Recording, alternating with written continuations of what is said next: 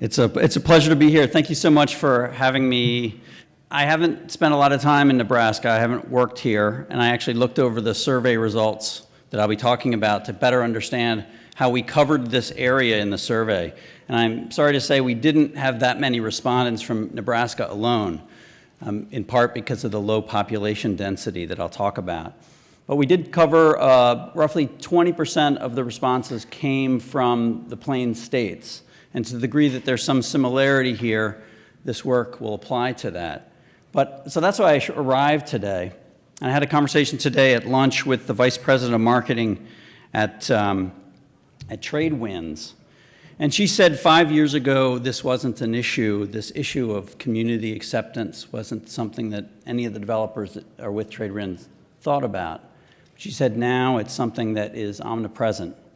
And so hopefully this work will give you some insights into what other communities are considering with regard to wind facilities locally. The other thing to note is this is a wind and solar conference. And even though this survey is directed only at those individuals near wind facilities, I can tell you as what we've been hearing from the solar development side, these are some of the issues that are going to become more and more pressing as more and more development of solar happens. Obviously, there are different technologies, but a lot of the lessons can be learned. So let's see if I can get this to work. Okay, so why study? Okay, so this is the agenda today. I'm going to give you a little background on the project and then focus in on 3 areas of research. As John said, we've been kind of rolling out this research. We had 5 separate areas of research. I'm going to talk about 3 of them today. So first I'm going to give you a little bit about background on the project. So why study public acceptance in general? It's probably tough to see these 2 figures. The one on the left, the orange line, is the numbers of homes growing over time near U.S. wind facilities. Through 2015, there were about 1.4 million homes. We estimate now there's closer to 1.7 million homes within 5 miles of U.S. wind projects. And if you assume 2 people or so live in each one of those homes, that's over 3 million people that are being impacted, at least by proximity to these projects. And what's interesting is the figure on the right. Over time, we've seen that homes have become closer and closer to the actual turbines. And this is despite the fact that turbines are growing. So if we take this idea that the communities in general have been that are inescapable from the local project, what can we learn from them? And this survey helps us understand the attitudes of those individuals around existing wind projects so that we might have more insights into the proposed projects in the future. It also might help, and I hope you get these insights today, developers better understand what are the key issues for communities. Many of you that are working in the development community probably know them in your gut. This allows you to have some data to support some of that and maybe offer you other ideas for areas that could be a focus. So we worked with a variety of individuals from multiple institutions, both in the United States and abroad, where there's been a lot more work in this area. And each one of these individuals had experience in certain areas to allow us to build out a good team. So the basis of all this work is a survey that was conducted in 2016. The goal from the beginning was to create a randomly sorted representative sample of individuals around wind facilities. One of the gaps in the literature was that folks generally were collecting surveys around one project because they knew it was maybe a project that was tough to cite, or another project where they knew it was pretty easy to cite and they wanted to understand the differences. This was intent right from the beginning to be a random sample, so we know that this is representative of the underlying population. And to make sure we captured those individuals, we conducted a phone, an internet, and a mail survey that were all combined in this research today. We did this in mid-2016, which was also the election year, and I can tell you from personal experience, that's a horrible time to collect data. Nobody's answering the phone, so it was really hard, but we ultimately ended up with 1,705 responses.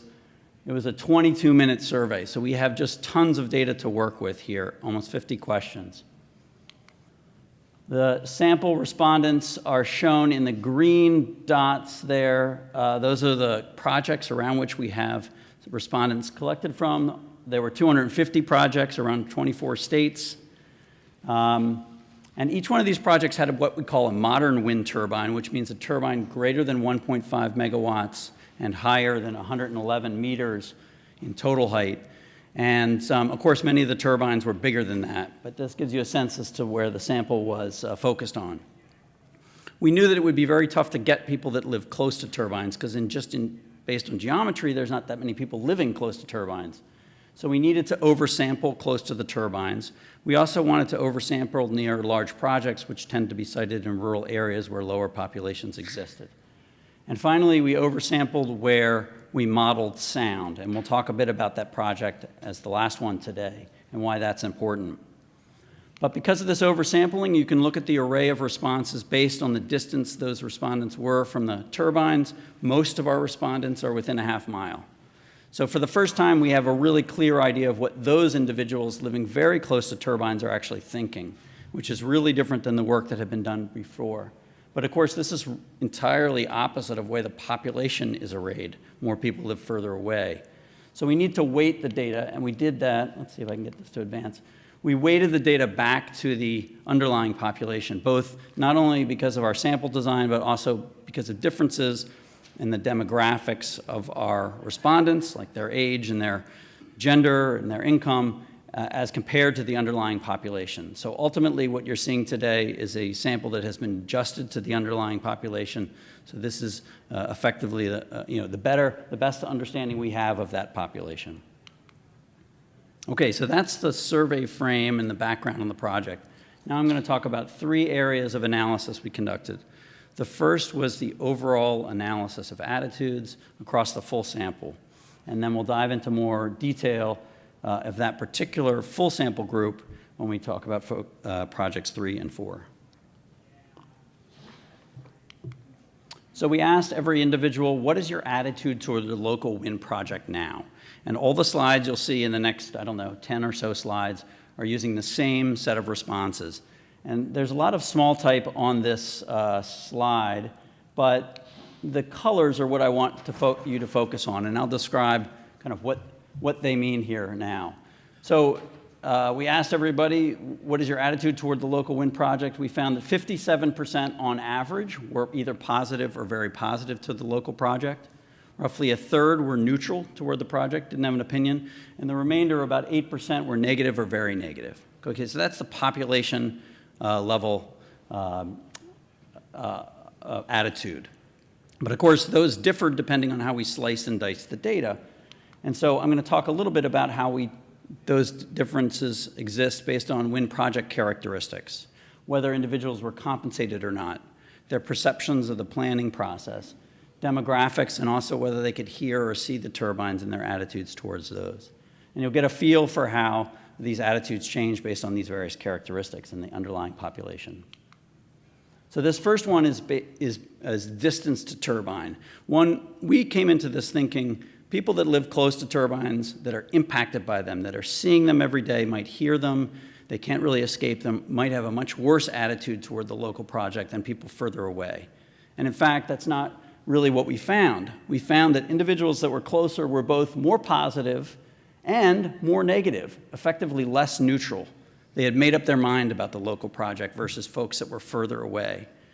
And even though I don't go into detail about it today in the presentation, the paper that we had submitted on this breaks this down even further and found that, in fact, individuals that were quite close to the turbines, after controlling for other aspects of that proximity, were in fact slightly more positive than neighbors much further away. And we attribute this, speculatively, to greater familiarity with the turbines, that they have already sort of had their piece with the turbines and now they appreciate them. We're not exactly sure, but at least we're not finding that there's a dramatic negative impact for being close to turbines, as you'll see from some of the other metrics. This one is another interesting aspect that our work looked into, which is how the attitudes differ based on when you moved into the area. What we found based on this, if you moved in prior to construction, which is shown in the lower bar graph, you were more negative and less positive than individuals that had moved into the community after construction. And this is something we find in our research in a number of different ways. Effectively, these communities are resorting themselves as people move out of the community and others move in into people that are more supportive. You can imagine if you really don't like the looks of turbines, you don't want to live anywhere near them, you might just choose to live somewhere else when you're looking for a house. Like you might choose to not get at the finished basement or the different kitchen appliances. So we're finding people are self-selecting, and this is actually very normal in environmental impacts.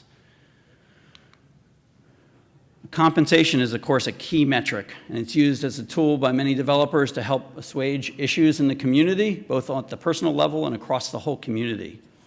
What we found is that people were compensated were, in general, more positive, which is showing in the lower bar graph, and less negative than those individuals that were not receiving any compensation, which is shown on the upper bar graph. But when we broke down this further and divided those that were compensated into those that were hosting a turbine versus those that were a neighbor and not hosting turbines, we found that that distinction disappeared, meaning those that were hosting a turbine, yes, were still much more positive. But if you were not hosting a turbine and receiving some compensation, your attitude was in fact no different than people that were not receiving any compensation. This was pretty surprising to us. It just means that money alone is not a panacea for ill will in the community or a changing of attitudes. This is one of the most potent aspects of our survey, and we'll talk more about this as we get into the next area of research. It's planning process perceptions. We asked everybody, to what extent do you believe the planning process was fair?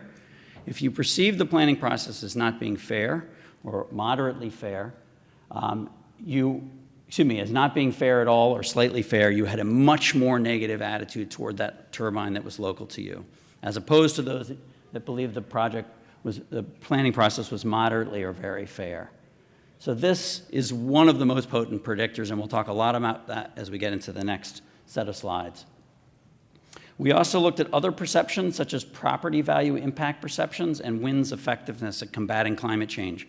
If you believed the property values were impacted by the project, you tended to have more negative attitudes and vice versa. If you believed in climate change, you had no difference in attitude versus those that think that the climate is not changing. But if you believed wind is effective at combating climate change, you tended to have a more positive attitude. Conversely, if you believed wind was not effective and a waste of time in combating climate change, you had a much more negative opinion. This is the second question in two-question series about how the wind project looks. The first question was just, can you see the wind turbine from your home? And we had assumed if you could see the turbine, maybe you had a more negative attitude because it was, if you were not seeing it, it was sort of out of sight, out of mind. And we found that there was no difference in whether you could, in your attitude, whether you could see the turbines or not. But when we further asked them, do you like the way the wind project looks in the landscape? Does it fit well with the landscape? Which is sort of the basis of aesthetic adjustments to wind projects, and was brought up today in the panel just downstairs in terms of looking at changes on the horizon over time. We found the people that did not like the look were much more negative toward the wind project locally than the vice versa, if they did like the look. We also asked them whether they could hear the turbines or not, and if they could hear the turbines, which is not shown on this slide, we found that there was slight differences. People tended to be more negative if they could hear the turbines versus those that could not. But if we asked them further, are you annoyed by those sounds? We found that that was the much more potent predictor. They were somewhat moderately or very annoyed by the sounds. They had a much more negative attitude toward the local project.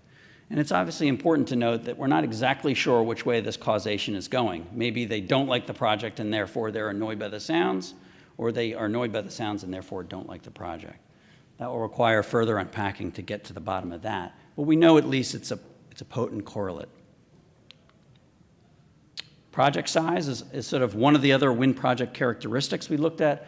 We found that there was a slight difference, that people tended to have a little bit more negative attitudes and less positive attitudes around larger projects than they were smaller projects. We believe this might be an indication of cumulative impacts. But also smaller projects tend to be sited in areas where there's more density of other development occurring, and maybe that's the difference there. Turbines are more noticeable in more rural areas. Wind project characteristics such as the year of the installation and turbine height were not found to be correlated with attitude. And then the last is the set of demographics. In this case, we're looking at the differences of those that have education with those that have college or more education on the top, and those that have high school or less education on the bottom. There's only a slight difference in this particular analysis, which is a bivariate analysis, but we did find in our regressions where we used a lot of different variables, people that had college educations tended to be slightly more positive toward their local project. But we think that might be an indication of other aspects. The other demographic characteristics, such as whether it's a primary or secondary residence, whether you have your gender, your race, or your age, or your income, did not seem to be correlated with attitude. So this gets us to the bit of conclusions for this particular area of research. We found that distance in general was not correlated with attitudes, but when we conducted a little bit more in-depth analysis, we found that those that were close to the turbines had slightly more positive attitudes. Perceived economic influence impact attitudes in slightly different ways. If you are hosting a turbine and receiving greater amounts of compensation, you tended to be more positive. Otherwise, there was no difference. Perceptions of the planning process, very potent impact on attitudes. Attitudes appear to improve over time as we see more people moving into the community that have more positive attitudes. Sensory perceptions undoubtedly are strongly linked to attitudes. And finally, demographics do not appear to be strongly linked to attitudes. So that is our kind of basis for these next two discussions about planning process fairness and predicting audibility. I just showed you that one of the most potent predictors of attitudes is your perceived planning process fairness. So we decided to dig into that in a lot more detail. This focuses on only those individuals that were there prior to construction because they had the possibility of being involved in that process. 70% of those in the community were even aware of the project. So 30% are taken right off the table immediately. They weren't even aware that the planning process was going on. They, I guess, noticed the turbines going up and said, oh, wow, how did that happen? But 70% were aware of the planning process, and so we can ask them questions. So did you believe the planning process was fair? And 53% of the respondents believed that the planning process, the little bit of colors have gotten bled off the screen here, was either a fair or very fair is what was missing over there, or moderately fair is the green. And so about half of the respondents that were aware of the process believed it was fair. And these are projects that were actually built. So you can imagine what the metrics would be for projects that didn't get built. So this means there's just a lot of room to grow here to improve the process to some degree. Then we asked individuals, were you annoyed by that planning process? 61% said they were not annoyed by the planning process. And if you add in the next group, which is slightly annoyed, it gets you almost to 2/3. So most people weren't annoyed. But what's interesting is that there were 22% of the population that were annoyed by the process. And when you're annoyed by something, you tend to take action to try to solve it. And we'll get back to those people that took action in a moment. So what makes up this planning process fairness? The literature has done a good job of kind of helping us along to tell us what questions we should be asking about this. And the four categories listed here on the x-axis are the areas that tend to be linked to process fairness. First is, oh God, this has been cut off too. The first one is that the individual had a say in the process. 13% believe that the individual had a say in their local process. Did the community have a say? 1/3 of the respondents believe that the community had a say in the process. Again, these are predictors of planning process fairness. Was the developer open and transparent, is what that's supposed to say. Roughly half believe the developer was open and transparent. And of all the metrics that we have, developer openness and transparency is the key component, which is trust, to being perceived as fair. The final metric, was the community able to influence the outcome of the project? Again, that's cut off. Roughly 1/4 said that that was the case. So again, a lot of room to grow here to improve these. If these were all above 50%, you can see that the community would have a much stronger opinion of them, of the project. And again, these are projects that are built. So, clearly, even in these cases, there was room for improvement. Okay, so now I'm going to take a little right turn to those individuals that might have been annoyed by the project and took action, or individuals that took action in general.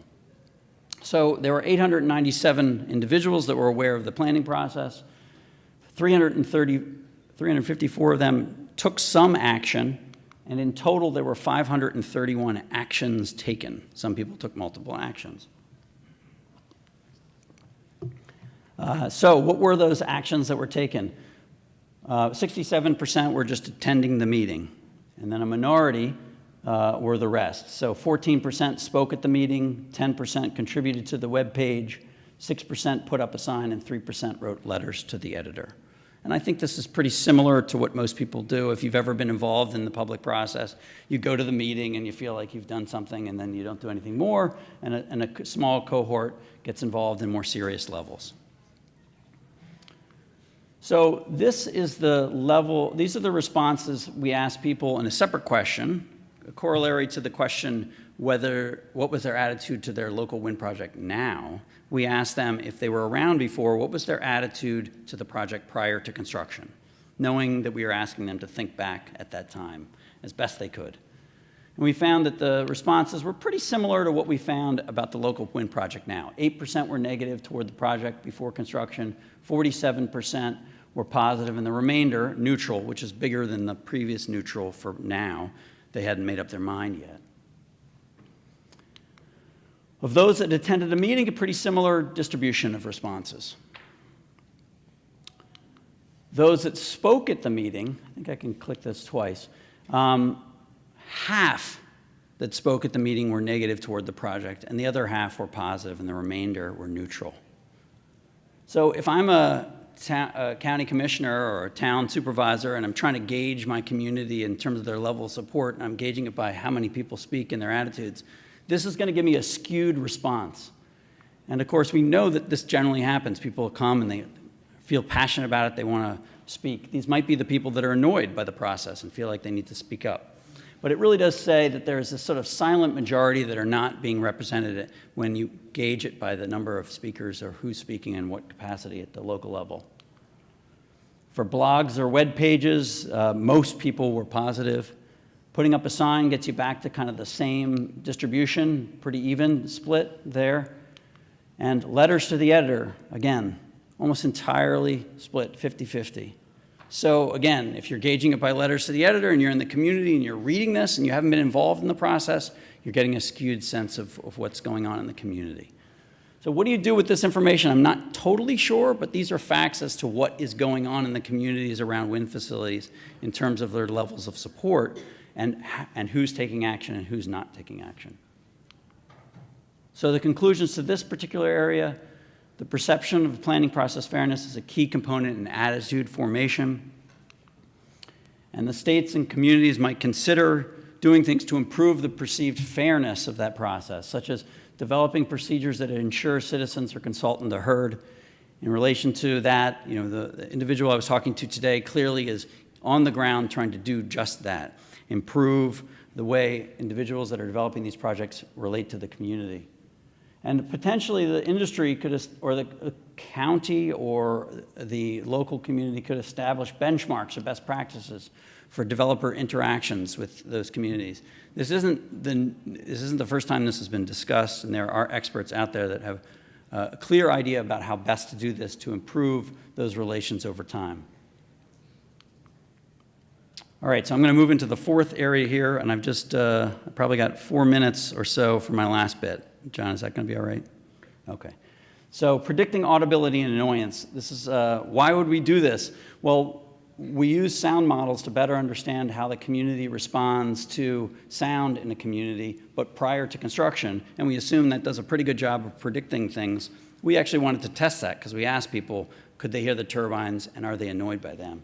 So we modeled sound around 60 sites, and we ended up with roughly 1,000 respondents that had responded to our survey and for which we had modeled sound at their home.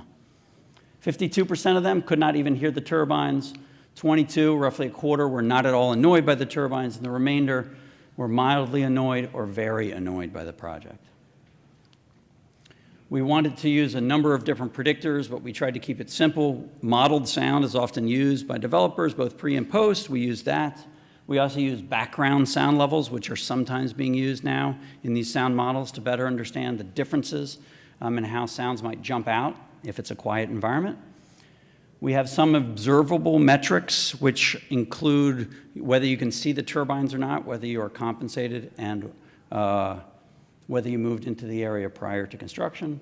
And then we have a last two sets of subjective variables, whether you claim that you're sensitive to noise in general, and also, what was the last one? Oh, your attitude prior to construction.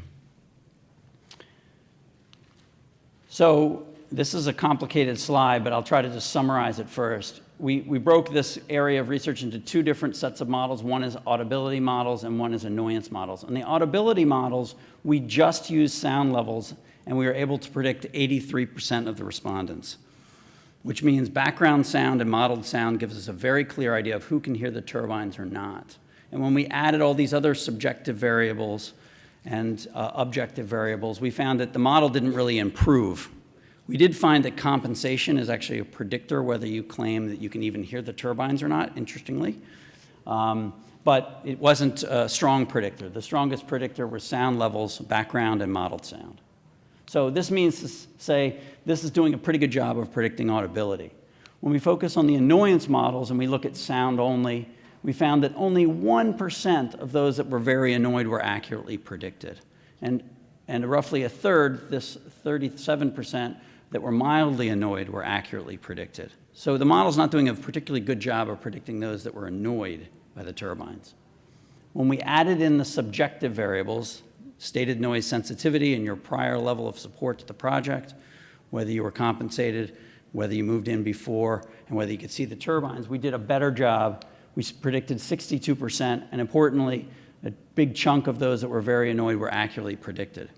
What's interesting is when we did this, all of the sound level variables dropped out of the model.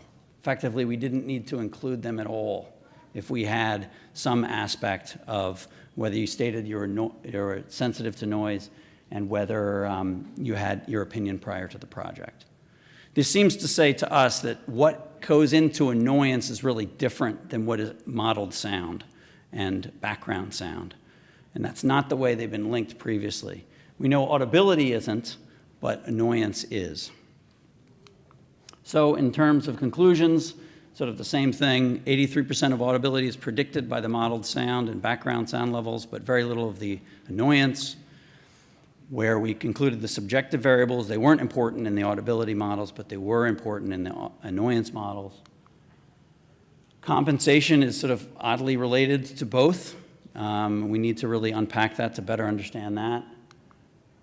There are still a lot of answers that we don't have in terms of better understanding what impacts annoyance in communities, but we think we've done a pretty good job now of understanding audibility, and we have recommendations for how these models should be used around communities. And we want to dig into other turbine characteristics. Turbines are getting larger with bigger blades that are moving faster, and we want to better understand how they're being influenced. Okay, that's it. Thanks. That's my, if there are any questions now, thank you for your time.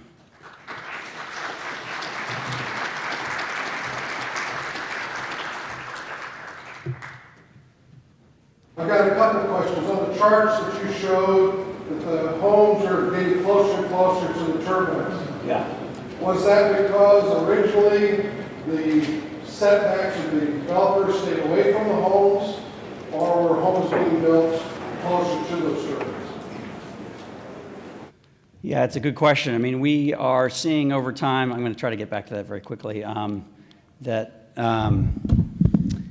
in general, low-hanging fruit sites where you have excellent access to transmission, great wind resources, and no people are becoming harder and harder to come by, right? So that's the assumption, right? You're looking to build projects, and now you just have to deal with the community more.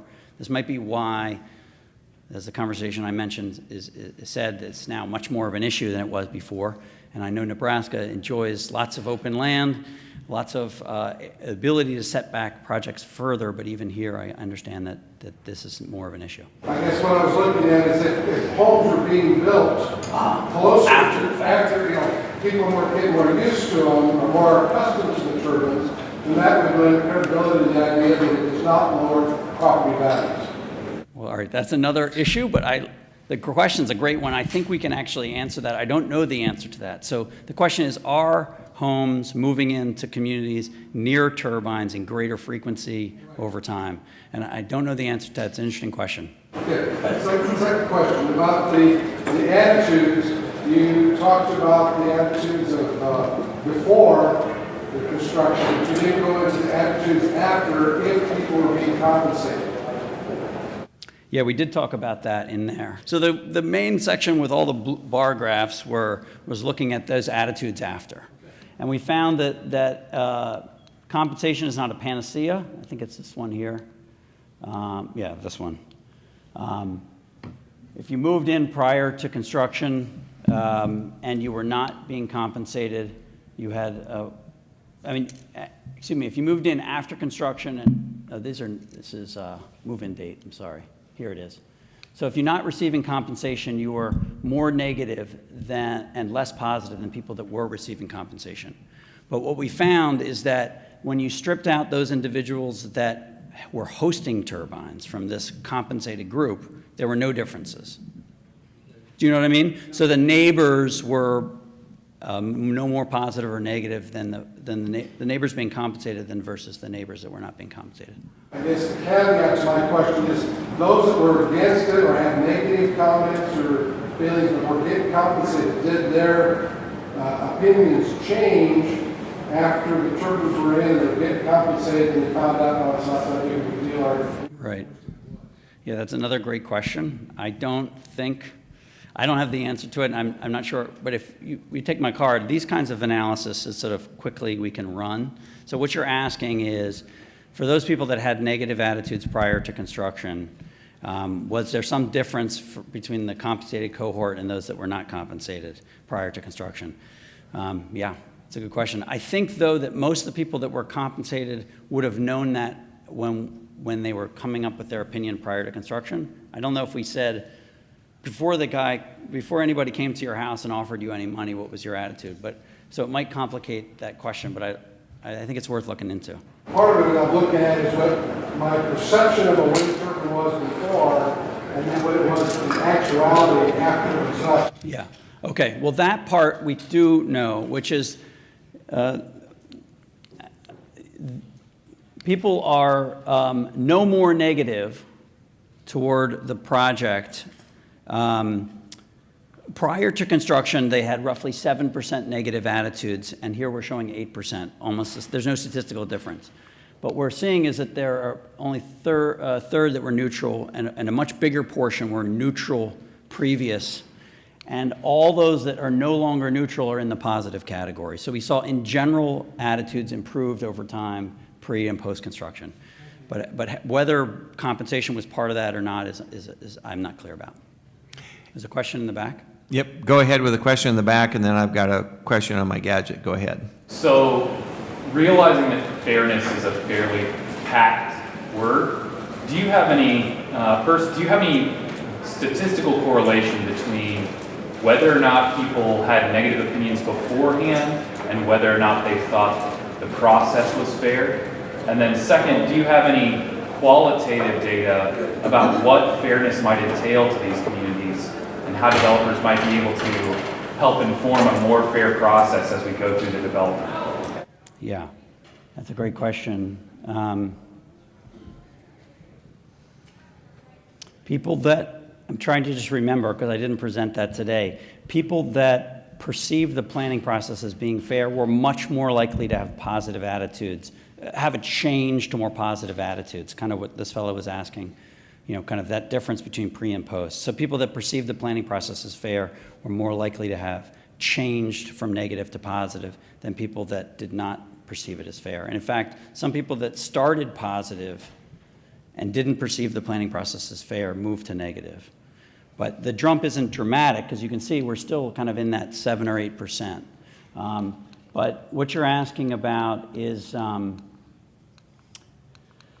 what makes up planning process fairness. And again, I wish that this was easier and more definitive, but it is as anybody that works in this area, that works with communities, well, at least, especially for me, it doesn't feel super scientific. That's what my background is, right? But these are the characteristics that tend to influence fairness. And again, if the slide was showing it, it says the individual felt like they had a say in the process. You can imagine how that would be manifested. You know, they're asked, what do you think about this wind facility? That would be, and they are able to give their opinion. That would be having a say to some degree.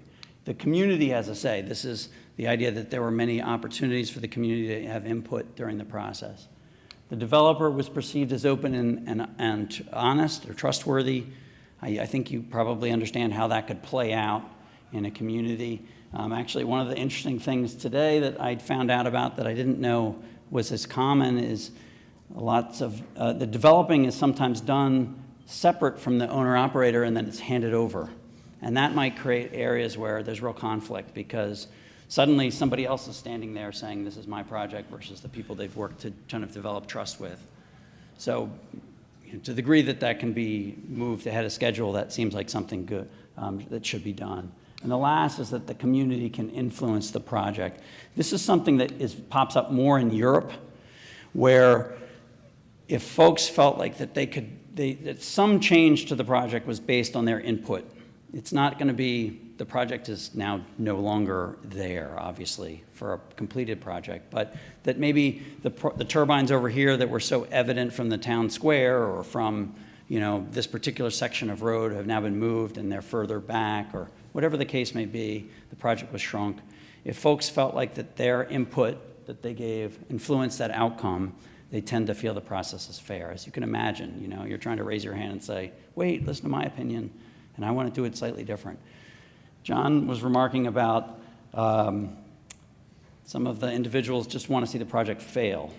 And this really doesn't speak to that. This is about getting those individuals that we know are a majority of the community to be invested in the outcome of that community and the project. So I hope that answers your question a little bit. And as a moderator, I want to thank Anonymous from the bottom of my heart for your question. Anonymous, who I think lives probably south of Lincoln, says, have any studies on attitude been done at the end of the project 15 to 20 years or at the time of repowering or decommissioning? So sort of at the end of the first lifespan of the project.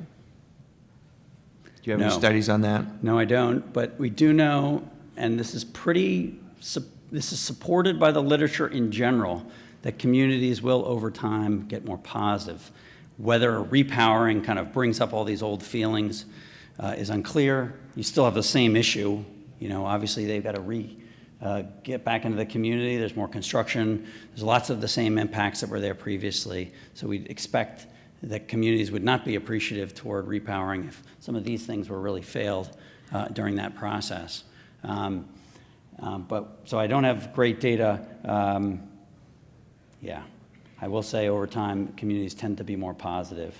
And you kind of wonder if people that are really unhappy eventually leave. Well, you know And if that happens, then the folks who would move in would know what they were moving into and be good with it. You know, and I'm struck with just the disparity of perspective where you talk to different folks, and one person will look at it and say, oh my God, they're so ugly, I can't believe that. And the next person is just absolutely ecstatic about how majestic they are. And finally, we have something in our rural community to look at that is, you know, bigger than a tree. And it's just, they are gaga over it. And so it really, you have wildly disparate views of what that is. We've got time for one more question. I'm going to go with Marilyn McNabb. I think I saw her first. I have actually spent a fair amount of time trying to parse through your study and participate in your outreach efforts, and I really appreciate the data.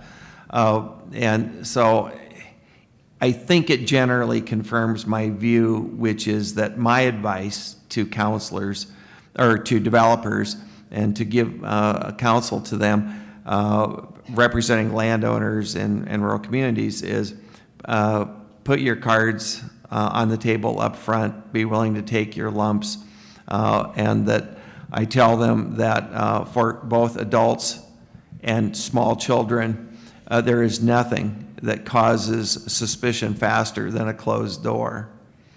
And so once you cut folks out of the process, the worst of motives are always ascribed. And so for rural communities, you got to put your cards on the table, tell them who you are, what you're doing, answer questions, be willing to, take incoming questions, friendly and hostile, and go at it that way. And if there's really not enough public support for your project, you probably should try to go somewhere else for a project. But at the end of the day, being open and transparent is, to my way of thinking, almost always the better approach. And that doesn't mean you're always going to win, but it means that you're probably going to win a higher percentage of the time, and that more people are going to perceive you as being who is this new partner who wants to come into our town, and who is this new entity, and what is all this about. And as anyone who's ever lived in a small town knows, there is nothing that travels faster in a small town than malicious gossip. It's remarkable.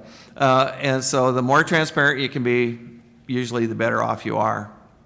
And I think that most people, if they feel like the deal was fair and was straight up and everybody had their say, even though they don't always win, there's a lot of folks who are willing to live with the consequences of a fair process. So we are out of time. Thank you all for your attention. I find this whole area fascinating. Ben, thank you so much for traveling and being here with us, and thank you all very much. Let's give Ben our appreciation. Thank you.